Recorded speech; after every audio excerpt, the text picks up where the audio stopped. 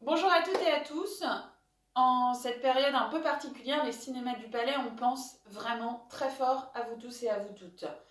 On se dit que c'est un peu le moment idéal pour vous et pour vos enfants de voir des films, de découvrir des films, et à vous, parents, de un petit peu faire découvrir à vos enfants les films que vous avez aimés et que vous avez aimé découvrir enfant. Et puis aussi, en février dernier, pendant les vacances, on a animé un petit atelier stop motion qui avait vraiment beaucoup plu. Et on s'est dit qu'on pouvait un petit peu vous proposer de refaire pareil, mais chez vous. Alors voilà, une petite vidéo pour vous expliquer ce que vous allez pouvoir faire. Alors le stop motion, qu'est-ce que c'est? C'est une technique pour animer des objets qui sont normalement pas en mouvement. En fait, ça part d'un truc de notre cerveau, ça s'appelle la persistance rétinienne. C'est qu'au fond de notre œil, les images s'impriment sur la rétine et on a remarqué que si on bougeait un petit peu plus vite que notre cerveau les images devant notre œil, on pouvait un peu créer l'illusion du mouvement. Alors comment on fait? C'est très simple.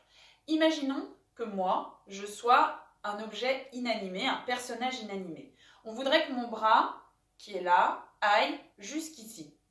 Et on imagine que je ne suis pas animée. Alors c'est très simple, on va faire ça à partir de photographies.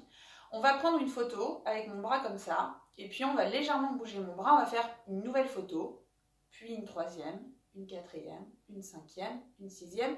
Entre chaque photo, on décale légèrement mon bras jusqu'à arriver à la dernière photo finale ici.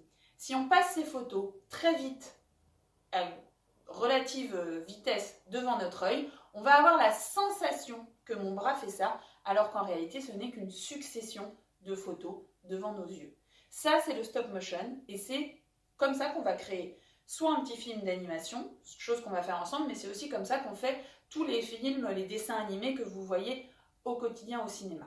En pratique, comment vous pouvez faire chez vous? Deux solutions. D'abord, on peut faire ça avec un appareil photo numérique, mais ça nécessite un petit peu de montage des photos derrière. Nous, ce qu'on avait envie de vous proposer pour que ce soit plus simple, c'est une application qu'on télécharge sur sa tablette ou sur son smartphone. Il en existe plein et elles sont très faciles, très intuitives. Ces applications de stop motion, elles permettent de prendre une photo, prendre des photos. C'est facile d'utilisation parce qu'on voit les photos qui ont été prises précédemment. On peut même voir juste la photo d'avant en calque pour bien voir si on a bien bougé, si on a bien fait les petits déplacements qu'on veut, très minutieux. Et puis elle permet aussi des retours en arrière, elle permet d'effacer très facilement une photo qui ne nous convient pas dans le film et de la refaire. Et puis aussi ces applications, elles sont faciles parce qu'elles nous permettent de voir tout de suite le petit film qu'on a fait. Elles font le montage automatiquement. C'est ça qu'on vous recommande pour ce petit atelier. Pour faire ce petit atelier chez vous, on a 4 conseils. Une fois que vous avez téléchargé votre application, le premier conseil, c'est d'avoir un support pour votre téléphone ou votre tablette, un support très fixe, parce que c'est la chose la plus importante en stop motion. Il faut que votre appareil qui va faire la prise de vue ne bouge absolument pas, puisqu'en fait, il va falloir beaucoup de minutie quand même sur le déplacement des objets ou des personnages. Il faut qu'il y ait uniquement ça qui bouge. Donc il vous faut un support fixe que vous allez inventer avec ce que vous allez trouver sous la main. Il y a plein de choses qu'on a chez nous. Soyez ingénieux, on compte sur vous. La deuxième chose, c'est la lumière. Alors, pour ne pas subir les aléas de la lumière du soleil et que vous puissiez prendre le temps que vous voulez pour faire votre film, eh bien, on vous conseille peut-être une petite lampe de bureau ou quelque chose d'avoir un éclairage artificiel pour votre film. Ce sera plus simple.